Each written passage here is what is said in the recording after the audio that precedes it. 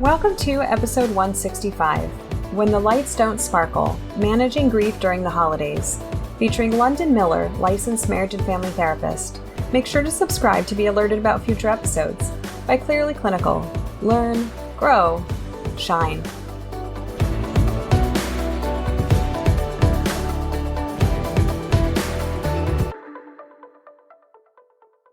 Hello to our listeners. My name is Beth Irias, and I am really excited to be spending this time with Dr. Londyn Miller.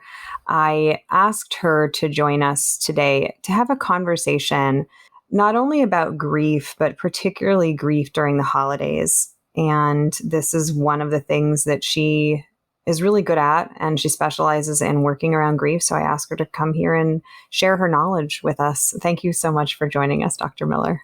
Thank you so much, Beth, for having me. I'm super excited to dive in. Absolutely. So before we jump into this topic, why don't you tell our listeners a bit more about yourself and how you came to specialize in this particular work? Yeah, sure. I'm born and raised in Southern California. I've moved around quite a bit for my education. That took about 13 years. I would describe myself as a butterfly. I'm very adventurous. I love traveling and writing and reading. I love different cultures. So because I am curious, I think that translates into my work as a therapist. I think that helps my work as a therapist. And I've been doing this work for 8, going on 9 years now. I mainly, I started in community mental health with high-risk Medi-Cal clients, a lot of trauma, and I would say trauma, grief has been something that has really just caught my attention professionally. So right now I'm in private practice. I primarily work with adults now on a range of things: depression, anxiety, identity, grief, of course. So yeah, that's where I am now. I'm happy to be here. Thank you. This topic is meaningful for me. I know it's meaningful for a lot of folks. It's a hard thing for us to talk about. I think specifically grief during holidays or during other major life events that are supposed to be very joyful, very sparkly. When you are hurting, when you're feeling alone or separate, whatever it is, the juxtaposition is just so painful. And for any of our listeners who have been there themselves or who are watching it in their loved ones or in their clients, I see you and I feel you. And before we started recording, I was telling Dr. Miller that this topic is, it really hits home for me because a dear family member to me was diagnosed with a really severe condition right before Thanksgiving. And that every year now is that anniversary effect and how difficult and how painful that was, especially the first year that it was going on. But every year it comes back and I can feel it in my body. So thank you for coming and talking about this topic, because if it's happening in our hearts and souls, then it's happening in the hearts and souls of our clients, and we need to be equipped to help support folks. So on that note, why don't we dive in? What is your definition of grief? How do you define grief and loss? What checks the boxes of what that really means clinically? Great question.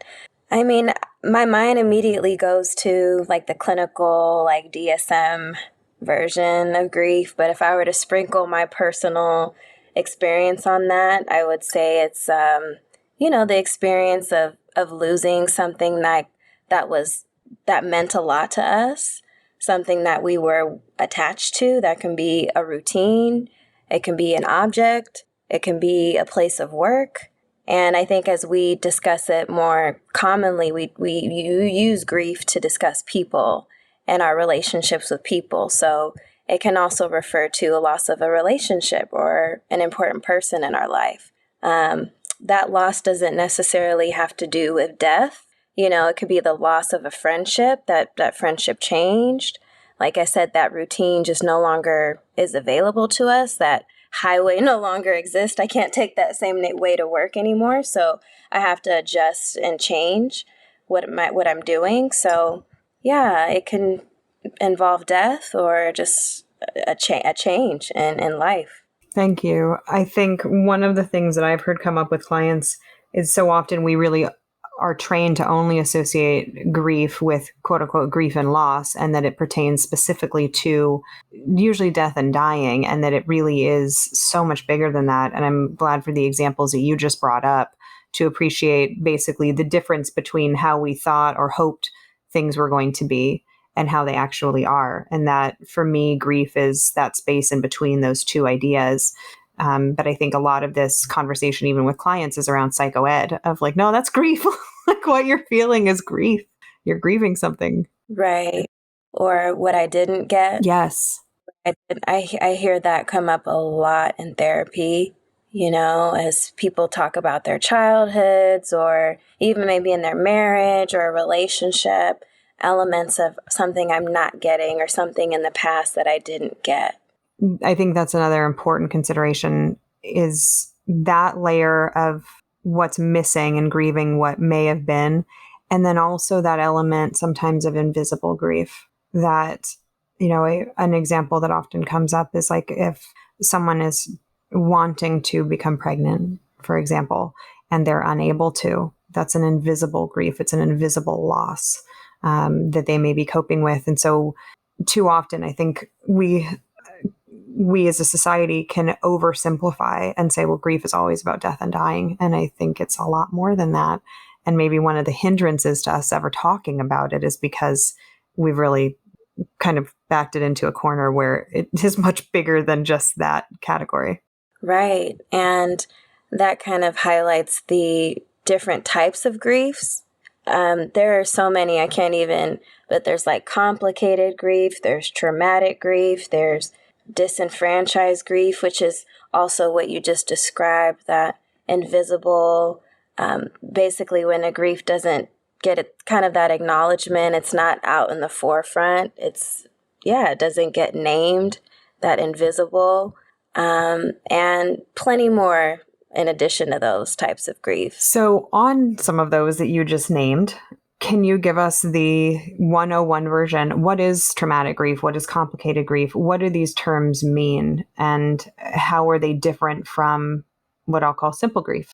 Wow, great questions. I would say in my clinical experience, traumatic grief, I think, is accompanied by like an element of like fear. Like when we think of trauma, we think of like fear or loss of control, sense of powerlessness, or, also maybe our character, I am bad, or I should have done something. It can be related to those different categories. So when I've seen grief that's traumatic, I've seen like a layer of like this fear, this I'm not safe, a loss of control. I feel really helpless, and that wound gets really stuck there. And this like, I'm helplessness. What am I going to do now? So when I see it accompanied by a sense of helplessness and powerlessness, which has a big fear emotion to it, that's when I kind of will name it more in the trauma side, when I see those trauma symptoms, if that makes sense. It does. And then, complicated, I think, is when the intensity does not decrease over time. It's like it still feels really fresh. It still feels really intense, like it just happened.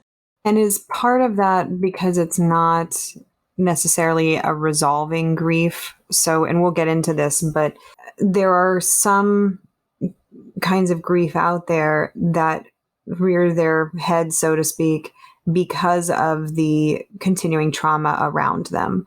So a child that is ill, for example, the parents may find themselves in situations that their child's unable to participate in certain activities or certain social norms.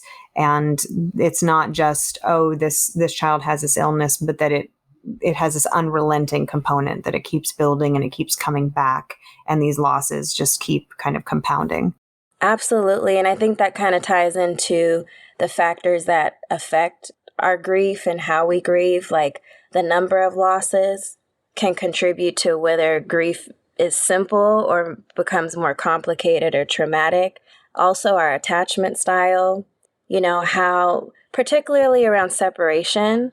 So depending on how separation was facilitated and handled by our parents when we were children, that is definitely going to impact how we experience grief today as adults. Also, if we have other emotional or physical illnesses, those things will impact how we grieve and our style of grief. So, yeah, all of those things. But I've noticed when folks have experienced a lot of losses or they have had maybe a lot of abandonment or particularly just tough abandonment wounds, then that's when I've noticed the grief can become a little bit more complicated or traumatic. Yeah, because it's that compounding, like you said. And you had mentioned disenfranchised. Can you speak a little bit about that? Sure. I think in the case of like non-kin relationships or relationships that are not socially acceptable, like, someone you're having an affair with, say a married man was married and then he has a girlfriend. That's grief that could maybe not get acknowledged or seen as real. Or if I have a close friend that I'm grieving, like that grief can become disenfranchised by an employer or by society at large because, well, it wasn't your family member. So it doesn't mean as much. Oh, you can't have a baby, but tough luck. Like we all deal with that. No, that's loss. But because it's not kind of like formed in these like, oh, well, they died, or, it was my husband or my wife, or that was my cousin, because it's kind of these unconventional relationships, that grief can become more disenfranchised. Thank you for that. I think that's a really important layer to think about is how does society view the grief and whether or not it's acceptable. Exactly. And Exactly.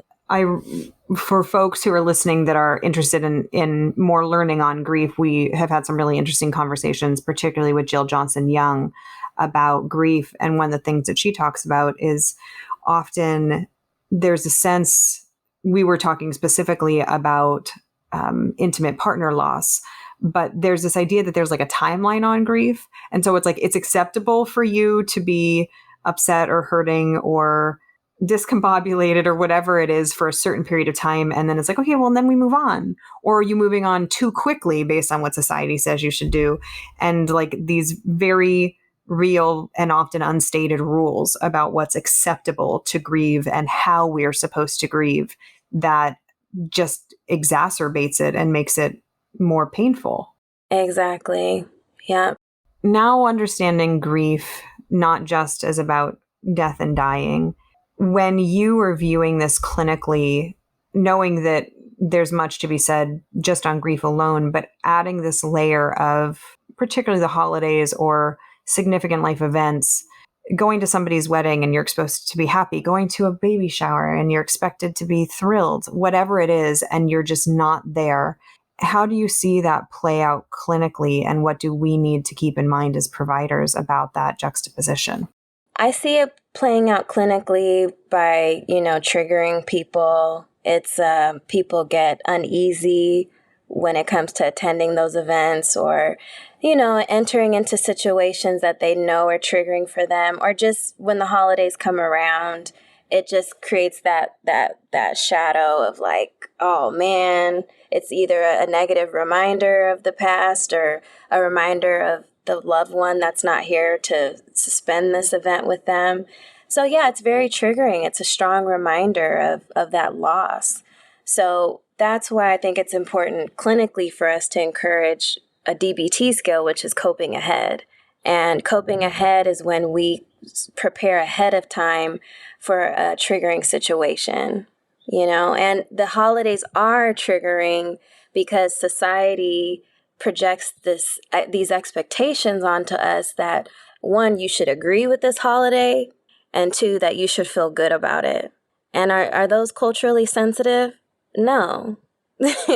And then emotionally, it's like, well, that's not sensitive either. We're just projecting this like, well, you should just feel this way about this day, Tell me more about coping ahead, because yes, like regardless of what that event or situation is, we often have, you need only to walk into a drugstore to see half an aisle around greeting cards about how great something is, whether that's Mother's Day or a baby shower or graduation or Christmas. And that's not always the case. So tell me more about your application of coping ahead and what that looks like.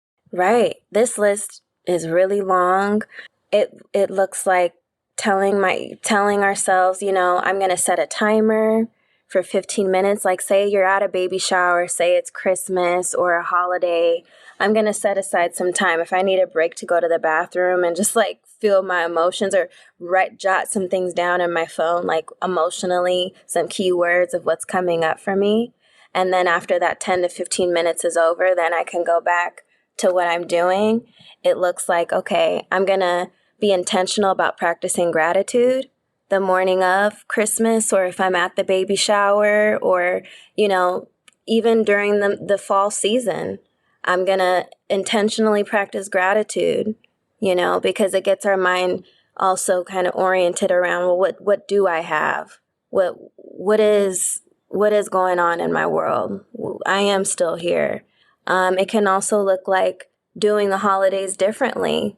So if Nana used to bake this style of cookies, like, do we want to create a new tradition, where I make that style of cookies, or we're going to try a new style and mix it up? Like, we can honor old traditions and create new ones. Or it also looks like not doing the holidays, like giving yourself permission to not do it. And I recently told a client this recently, like, if you don't feel like you're going to be present and like they're actually like in tune and involved, like, it's okay to say, give yourself permission to just call it off this year, And I would say learning mindfulness skills to help us deal with our emotions, I would put that at the top of the list, because that helps us deal with the stuff as it comes up. As we said, this is not a linear step-by-step thing. This is a conscious feminine process this is a lifestyle thing.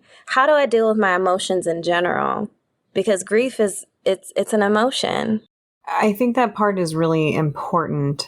The idea that these feelings, I call them unpleasant emotions, because they're not Right. negative. I'm like, it's not bad. Like, it's unpleasant for us, but like, they're adaptive, they're evolutionary. We're supposed to get angry. We're supposed to feel, unfortunately, we're supposed to feel shame. Like, that is a social motivator.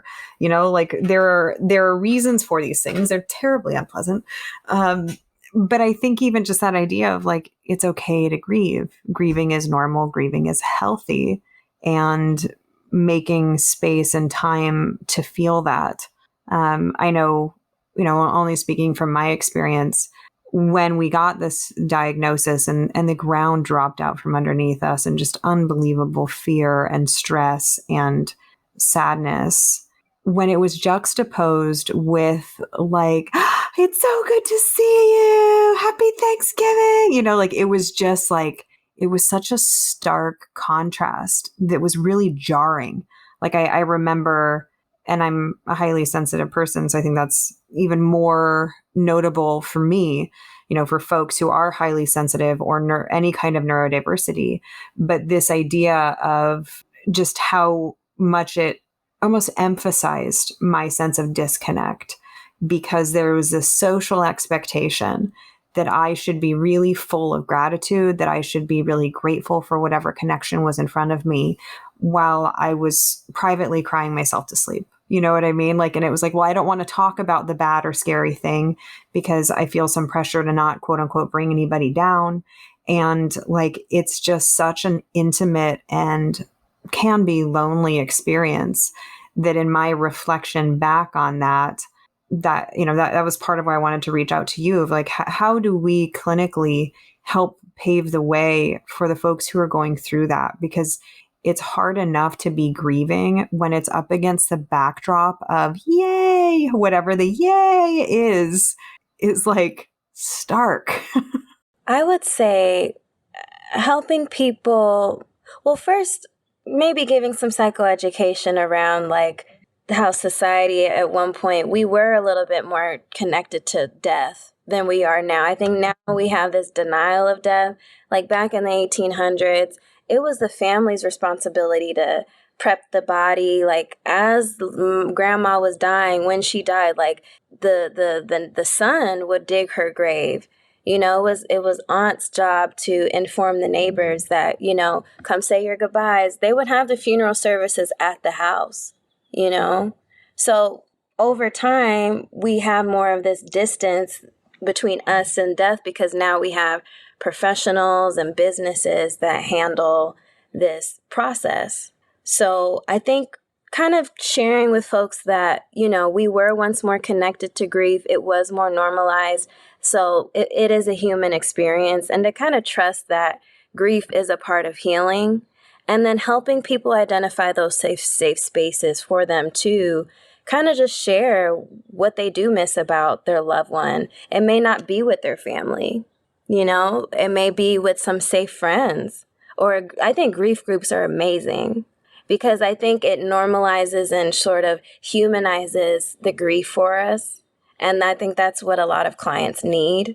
So I think they need to know, like, it's okay and actually trust that emotion of grief, but find safe places where you can hold that emotion. I completely agree. And in my experience of grief and in my treatment of grief, seeing the importance of those safe places, identifying very clearly where those spaces are, and the possibility that you also might get it wrong. And so you might think somebody is going to be there, that they're going to be a safe space, and you say whatever the scary or sad thing is, and then it just hits the wall and it slides down the wall to the floor. And you go, that didn't go as planned. Of like, well, how do we recalibrate when we think that somebody can hold space for us and they can't? And the other piece too is that psychoed component that, again, grief is much bigger than just death and loss. And also that you and I were talking before we started recording, there was a study that was released in 2021 talking about grief, and particularly in the landscape of like the holiday season. So we're looking at, we'll say October through January. But when they looked at different regions in the United States, how are folks grieving, or how are they dealing with grief of others?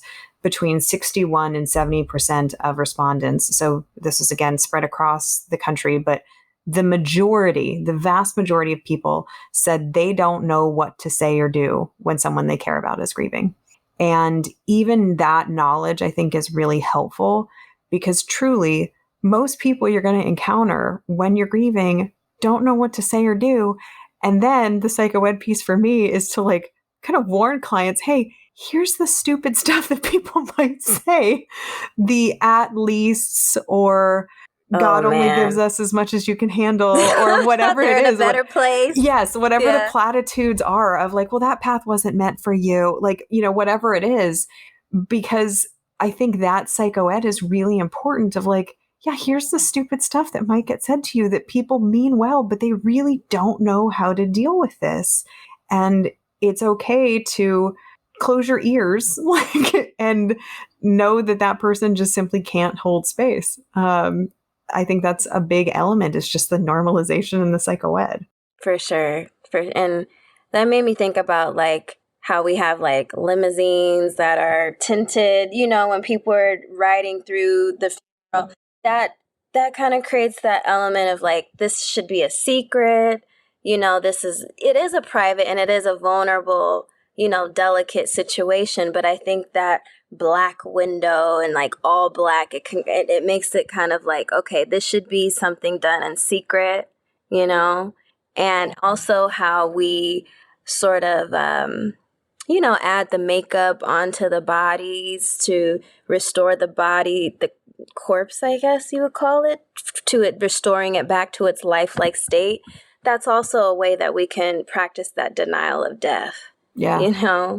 Well, and denial of change, that, when we're looking at this from a very Western perspective, we don't care much for change. And other cultures, more ancient cultures, had a much more holistic perspective about the changing of the seasons, about change being an integrated and expected part of life, and not just about life and death, but that things will come, things will go, people will come into our lives, they will leave, relationships ebbing and flowing, and opportunities or pain. And the very Western perspective of like, if you're experiencing pain, you're doing it wrong. Right, right, Which, right. turns out, Avoid pain. yeah. Avoid pain at all costs. Yeah. What you just named some of the kind of customs that impact our cultural perspectives of grief and loss. What are some other social norms that are either positively helping us process grief or that are inhibiting us? You know, the platitudes, like we already mentioned, that's generally not helping us, but some people don't know what to say, so they say what I call the stupid stuff. I think the this is a big one, like the work policies, like that you have, like you mentioned, having an allotted amount of time given to people. I think that hurts our understanding of grief because that creates an expectation that when I come back, I should be back at 100%. And yeah, I should feel better and like have it sorted out and figured out. So that's like a systemic work, policy structure that hurts our, just attitudes about grief and our processing around it. Also that platitude of, oh my gosh, they were so strong. You didn't even cry at the funeral. Like, just be strong. That just trips me out when I hear people say like, just be strong after like their loved one died or something. Like, what is like, you didn't even cry. I just kind of discourage. Basically, like, crying is bad Yeah. and Feeling is not bad. crying is good. Yeah, yeah. Releasing is bad. Owning, naming emotion is bad. And holding it in and not crying means you're strong and you're good. That doesn't help either, you know? I think the conversations around emotions and emotional intelligence and, I think all that stuff is really helpful. And you see more just the generation and time that we're in, we're getting more attuned to our emotions and more respect around attachment and who's my person, what are my needs. All of that stuff is wonderful because it just names and validates our humanity and our emotional world. So, for folks that are operating in a paradigm where you got 6 days of bereavement leave, let's say, Right. and you, for whatever reason that is, and often in our culture, the only acceptable, and that's in air quotes, acceptable reason to grieve is like death. But as we've been talking about, we grieve a lot more stuff than just death. Mm-hmm. If you're in a system like ours that doesn't really allow often a whole lot of space, how do we make space to feel what we feel and to grieve when we are so expected in this kind of puritanical, keep a step above our lip, don't complain, just carry on, just keep swimming? Like, Right, right. I would say looking at our relationship with our emotions in general, learning mindfulness, but then like containing it. So saying, okay, I'm not going to go there at work. I'm not going to but sometimes we can't predict when our grief hits us. But my suggestion is to contain that as much as possible. So say like maybe 20 minutes in the evening, I'm going to journal, or I'm going to give time to take a grief walk or something like that. Or I'm going to practice a ritual that my loved one enjoyed or something like that. Also, maybe on your lunch break, giving yourself time to practice mindfulness or practice a meditation or something like that. Also knowing like that not everyone is going to grieve the same way. Looking at your beliefs about grief. If you have and that's where that linear stage model is not helpful for us. Elizabeth Kubler-Ross, such an amazing piece of work. However, it was those 5 stages in her research was only about death and dying. It didn't highlight just changes in life, the loss of a divorce, where we're still alive, but things are just different now. So I think maybe processing or exploring some of our beliefs about death and letting go of maybe some outdated beliefs like that I should be over this in a few years, or there's an end date to this. also self-care, like making sure we're still tending to our lives and attending to that adjustment process. The Elizabeth Kubler-Ross is the most common approach to grief in the Western world, but there's also like the dual process model and the growing around grief model that are, I think, a little bit more process and lifestyle oriented. And they sort of acknowledge like, yeah, you have grief, but yeah, life's still going on. So how can I adjust to my new normal? So if I got 6 days of time off and then I got to go back to work, how can I adjust to my new life now while still holding space with this emotion? It's like a dual process going on. As we're having this conversation recording, we're in November of 2022, and we're still in a pandemic. People are still getting sick. People are still passing away. And as we talk about this now, there are hundreds of thousands of children in the United States who have lost a loved one due just to COVID or its complications. And I mean, at least for our lives, this is a time where grief has been front and center, and not just because of death and illness, but there's been so much political and social upheaval, so much suffering, so much pain, so much isolation that it doesn't surprise me to hear and to read that Americans, so I was reading research from 2021 that at least at that point, 36% of Americans didn't even feel like celebrating the holidays last year.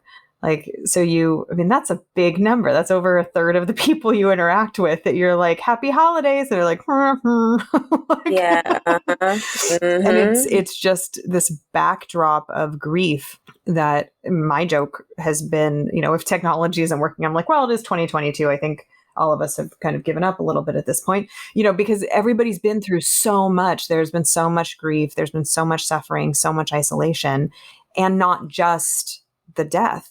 How many jobs were lost, how many opportunities, how many people's housing changed, how many people had to move away because of opportunities that came or left. It's just so many changes. And then we roll into a season where we're, I think, expected to be happy. And it just feels really stark, that background. I think there are times of prosperity, for different groups and different times in society. But when I talk to colleagues in other countries, this is not generally a time of happiness and prosperity in the world. No one's really doing well. Right. Yeah. Sounds like that collective grief is what you just described. One of the statistics that I was reading was that parents of children who are younger than 18, almost half of those parents who have younger children are saying that they don't feel like celebrating the holidays because of a sense of grief. And also in terms of ethnic and racial groups, Hispanic folks were the most likely of those interviewed to say that they didn't feel like celebrating the holidays due to grief and loss. And that's a whole socio-political conversation about what is that's happening in various cultures that's contributing to this.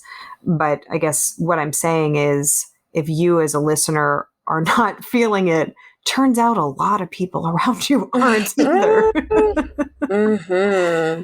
Yeah. It's and is that okay? Yeah.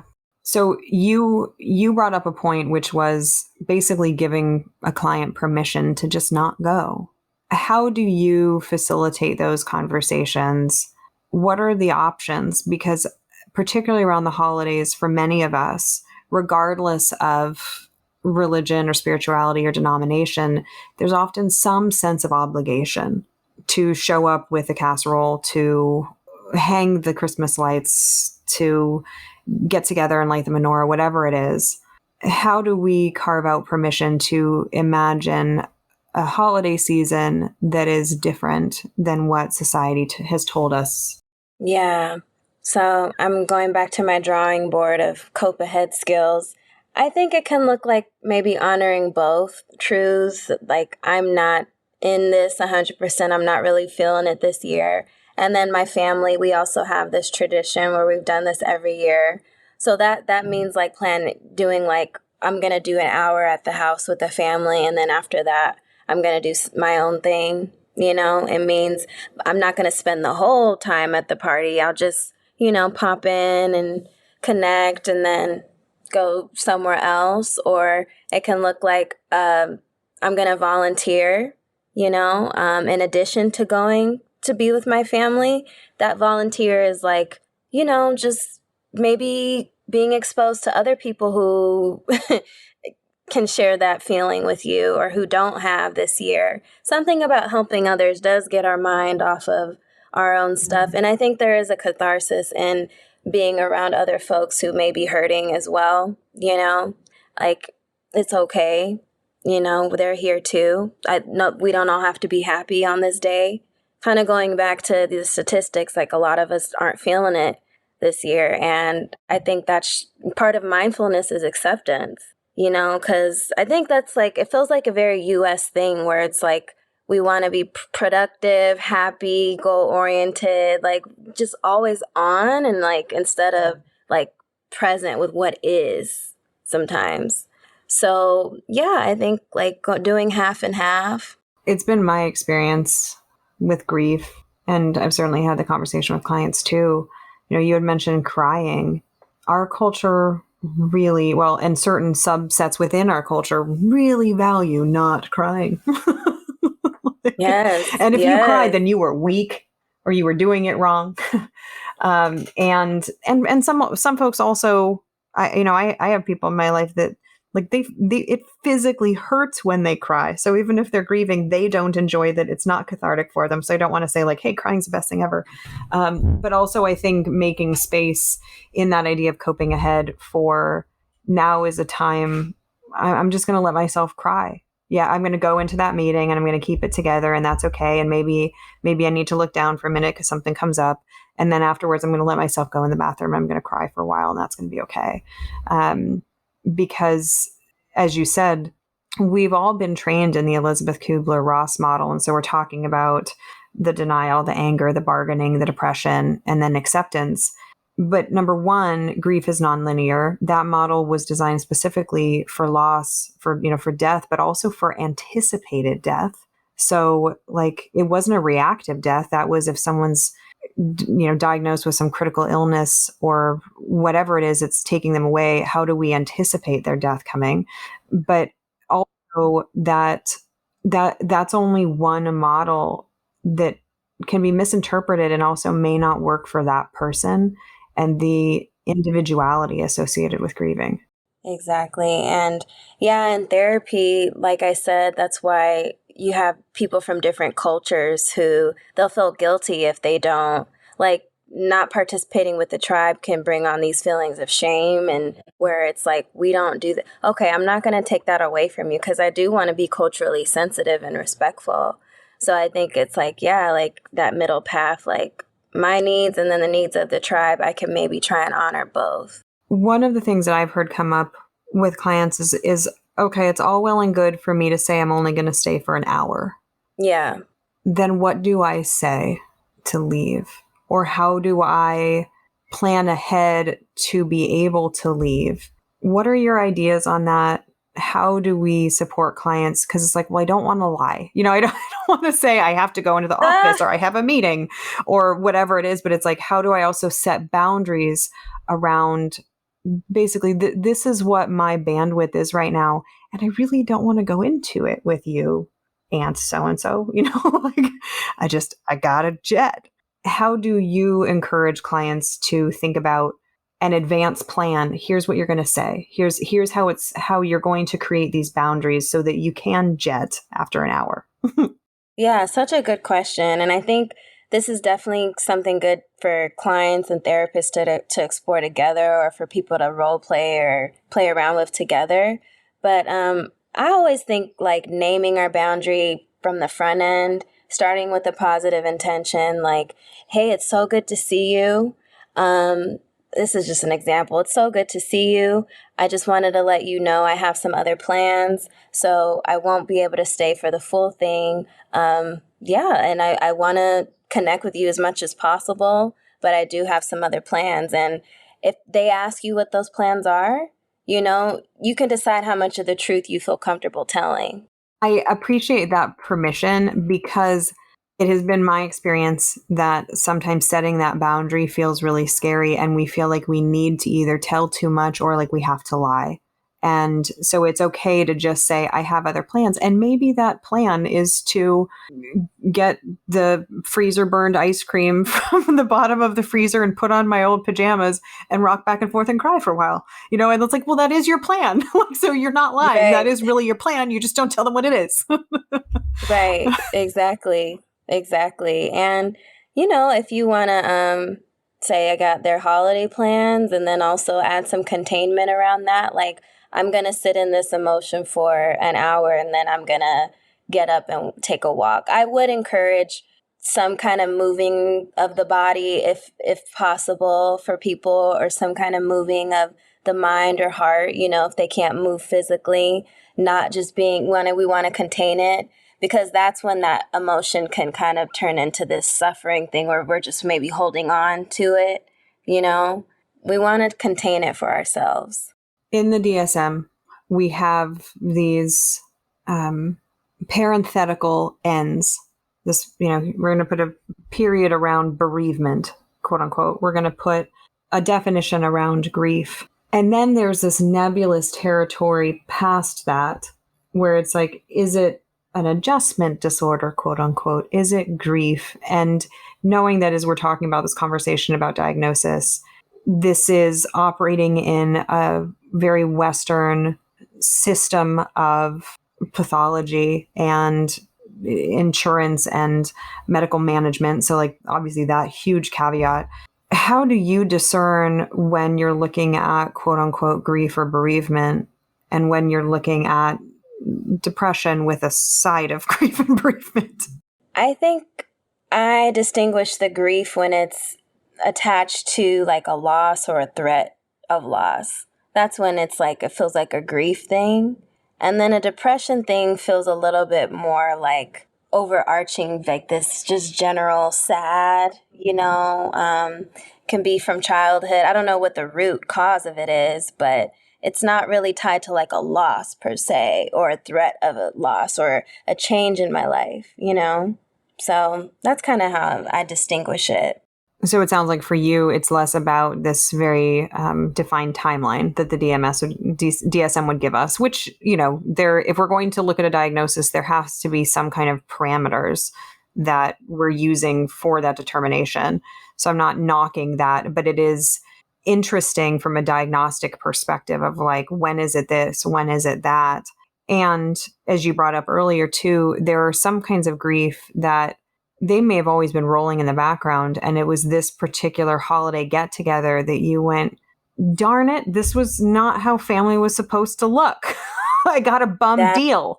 And so it wasn't that's because right. something happened. It was maybe something changed within you and you recognized like, hey, there was that movie or my friend's house or my neighbor. And that's how I thought my holidays were going to look. And then now I don't. And I come here and I feel empty. And like that these are all shades of grief, but also that sometimes fine line about what is depression.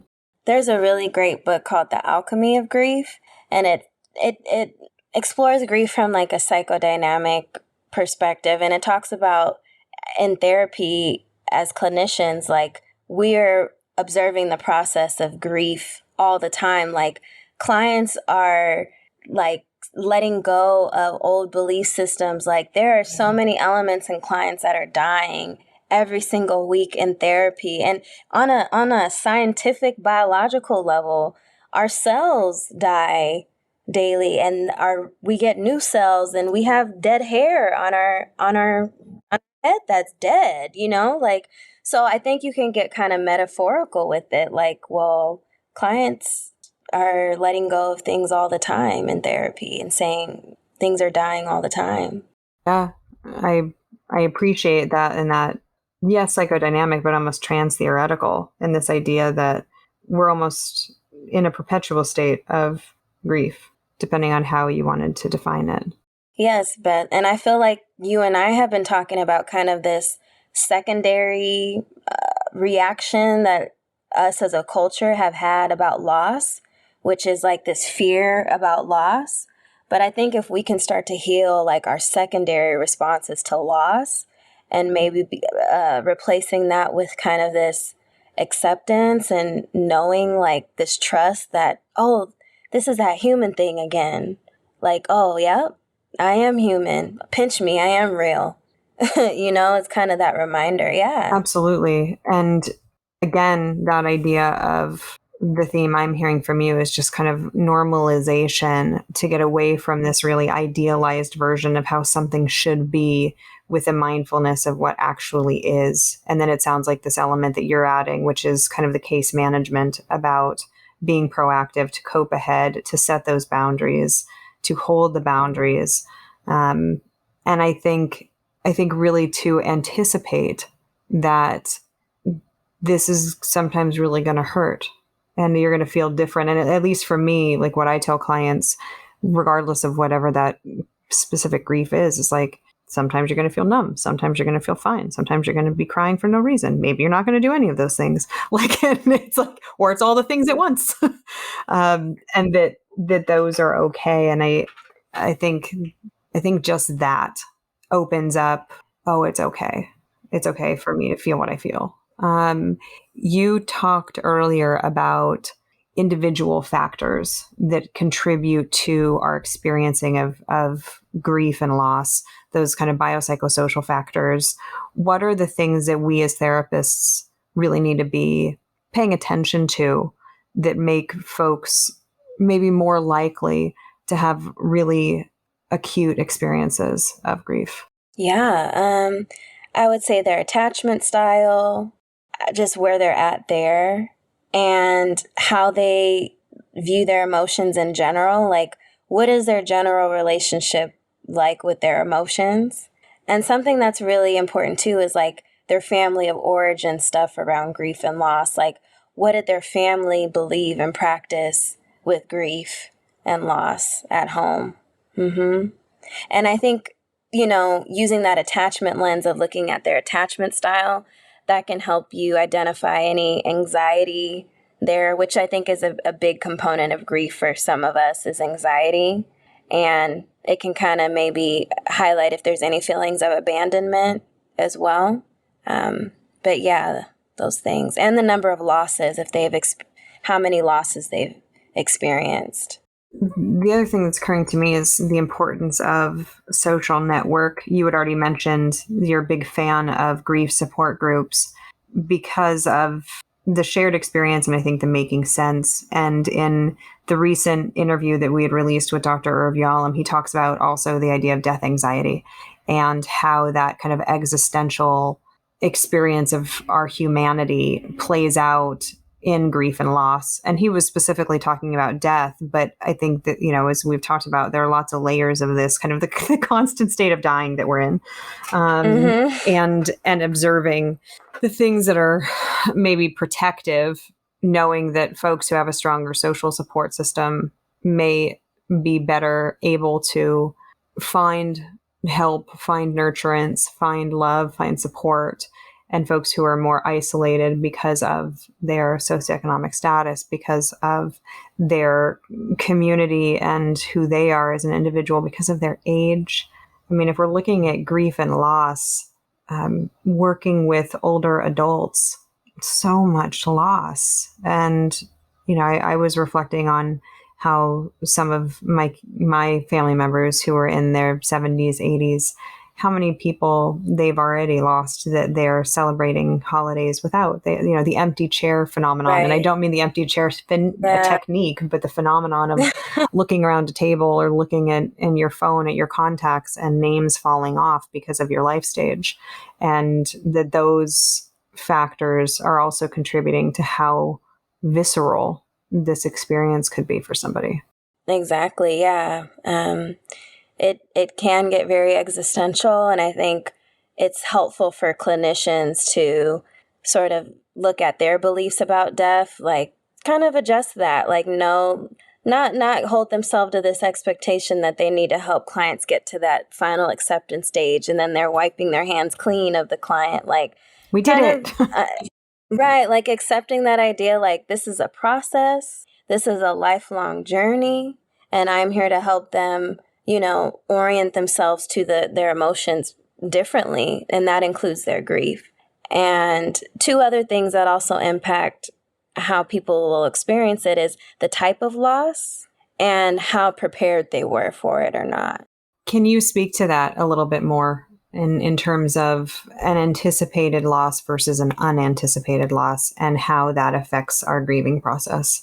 Sure. I think when it's anticipated, it's more up close in our face. It's a little bit more personal and real, and I think our mind has more time to orient ourselves to sort of slowly adjusting to this person maybe being out of our lives physically. And then when it's sudden, just depending on where we're at in our lives, it can just be very disorienting to our routine. And then if someone doesn't have that relationship with their emotions that's in place, it can really set people off and throw people over. So yeah, absolutely. And then the type of loss, that's just a lot, depending on how, if someone kills themselves by suicide, takes their own life, or if it's that person chose that. So you have to kind of process, that acceptance around, wow, this person chose to do that, versus if it's a medical condition, okay, that was out of their control, that was out of their hands. So those things can add more nuance to how we process this. And you can see how trauma can easily sneak up in there if there's like a loss of control or helplessness in there. Absolutely. And yeah, I'm thinking about other types of grief if we're talking about job loss. Sometimes we may anticipate it, or maybe it was a job that we were trying to get and we didn't. And so maybe we're almost prepared for the possibility of not getting it, versus a mass layoff, versus an unexpected situation where you're let go and suddenly you're sitting with financial strain and uncertainty in housing, and that there are so many, as you said, nuances to what's coming up. If folks have had in utero trauma too, or just stuff when they were babies and toddlers, those parts don't die in our personalities. They don't go anywhere. So if those parts are stuck in time and really scared and really terrified, extremely frightened, a new loss is going to trigger that young part, And in utero trauma is obviously it's harder to identify. So sometimes we're walking around with parts that are hurt and terrified that we're not really cognizant about. How do you talk? Ooh, I have a very specific question. How do you talk to clients about these concepts, like the nuances that you just talked about, particularly when they are deeply under the influence of don't talk, don't feel? I will therapeutically point out, I'm sensing you have a strong thinking part that protects you. Possibly, what's it protecting you from? I'll be very therapeutic, very gentle, and I will also give psychoeducation. Society often does not want us to feel pain. Have you noticed that? I'll talk about society, and then I'll say, you know what, in here, that's not my rule in here. I need us to feel. I want your feelings are allowed in here, and kind of I'll go the society route, psychoeducation. I'm thinking back to what you had said earlier about the idea of disenfranchised grief. And one of the other things that came up for me in thinking about that word is like, for the folks who simply feel disenfranchised in a system, as we talked about, there's been so much upheaval and so much pain, often that's been there for a long time, for generations. And then now we see very clear examples of it. And, we have whole groups of people in our culture and our society that have had about enough. Thank you very much. And so then there's this whole, so they are disenfranchised, but in a different way than what you were referring to, but that's also a valid grief. I think there are certain holidays that can be really emotional. 4th of July, Juneteenth, yes, quote unquote Columbus Day, Indigenous Peoples Day. Oh, that hurts just hearing that. Yeah. There are also some social norms around how some groups might feel about certain things or what they feel like they want to celebrate and lift, and other groups that don't feel celebrated, that don't feel lifted, and even the importance of making space for that and the juxtaposition. Again, like, yes, we're talking about this in the context of these typical winter holidays, if you will, fall and winter holidays, but that this phenomenon stretches far beyond October and January. And that there is really community grief as I'm thinking about it, whether that's direct, literal community with the people right next to you, or a community of people, a population of people that can see the pain and the loss and the fear, the suffering that's in the eyes of another group of people. Oof, oof, Dr. Miller, it's a lot. So I'm going to take my own deep breath because it really is a lot. You had recommended the book, The Alchemy of Grief, and kind of the normalization of grief as a human experience. And as we're winding up this hour that we've spent together, for clinicians that are wanting to do a little bit more of a deep dive into grief in general, or grief particularly juxtaposed against these more supposedly joyous times in our lives, how do they do that? What resources do you recommend? Are there particular trainings? Are there websites? Where do you go? Yeah, I would, is it Jill Johnson Young? Yes. I love her website. She has a great blog and information about grief. I would also recommend No Bad Parts by Richard Schwartz. That's internal family systems. That just helps clients get more oriented around the parts of them that can be holding the grief, or even the parts of them that don't want to feel. Like there could be several sessions just spent on, exploring the protective parts of them that don't feel comfortable grieving. That's a part that probably internalize a lot of beliefs from society. So that takes a while to like unpack those beliefs and those ways of thinking, stuff like that. So yeah, No Bad Parts, Anxiety, the Missing Stage of Grief, anything on mindfulness. I think DBT can help clinicians get comfortable with their own emotions, and teaching clients mindfulness to deal with the stuff as it comes up. And yeah, I would suggest practicing at least 1 to 3 minutes of mindfulness in session, doing little exercises, because I think that's going to improve our emotional intelligence about how to handle emotions in general. I know this conversation is not the most electric, and it is heavier, and but yeah, that's what is. So yeah, but those are my suggestions. For folks who are listening who want to learn more, particularly about you, or get in touch with you and learn more about your work, what's the best way to do that? Yeah, they can visit Highland Park Holistic Psychotherapy. I have a page on there in my group practice, or my Instagram, Dr. Londyn Miller _ Those are the 2 platforms, or TikTok, I'm on there as well. So yeah, I'd be happy to connect with new people. And I think there's a temptation to wrap sessions up in a nice bow, but I'm kind of gonna do that though here. Like, yeah, like we've lost a lot. There's a lot of loss with COVID and everything, but pinch me, we are still here. So what do we have left? Like, what is there to be grateful? How do we want to live? You're still here. Why? So I did tie it in a bow. But there's not a but. And I think that ending is so poetic, and that I'm really grateful for your time and having this conversation, because it is a hard conversation to have. And when we feel really pressured by society to really give way to the sparkle, look at all the bright lights, it sometimes feels like we don't give ourselves permission to hurt. And I'm grateful for your work in really making a deliberate space where it's okay to hurt. And yes, it doesn't necessarily feel good. It's a Right. part of the human experience, and it is exactly what Exactly.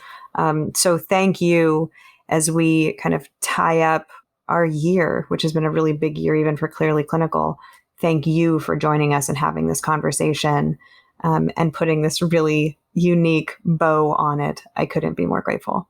Oh, I'm so grateful to have had this conversation with you. Yeah, I'm a rebel at heart, so I'm not about avoiding pain and going towards nah, that's what the powers that be say we need to do. Nah, let's be human. Let's challenge the system.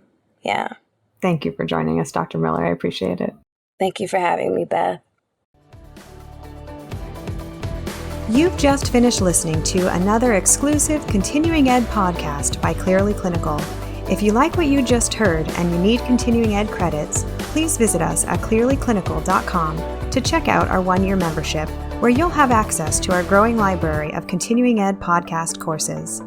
Clearly Clinical, where our goal is to help you learn, grow, and shine.